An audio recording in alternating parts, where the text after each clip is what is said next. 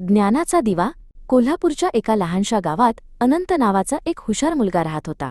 त्याला शिकण्याची खूप आवड होती, पण त्याच्या गावात शाळा नव्हती. एके दिवशी त्याने छत्रपती शाहू महाराजांना त्यांच्या रथातून जाताना पाहिले. महाराजांनी सर्व मुलांसाठी शाळा सुरू केल्याचे त्याने ऐकले होते. अनंतने धाडस करून महाराजांना हात दाखवला. महाराजांनी रथ थांबवला आणि विचारले, बाळा, तुला काय हवे आहे?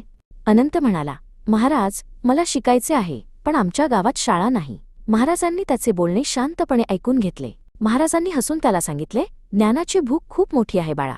लवकरच तुझ्या गावातही ज्ञानाचा दिवा लागेल. काही दिवसांनी गावात एक मोठी इमारत बांधायला सुरुवात झाली. ती एक शाळा होती.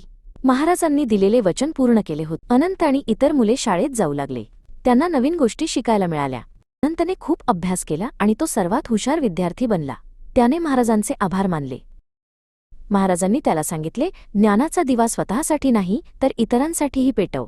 तू आता तुझ्या गावाचा दिवा आहेस. अनंत मोठा झाल्यावर शिक्षक बनला. त्याने अनेक मुलांना शिकवले आणि महाराजांनी लावलेल्या ज्ञानाच्या रोपट्याचे एका मोठ्या वृक्षात रूपांतर केले.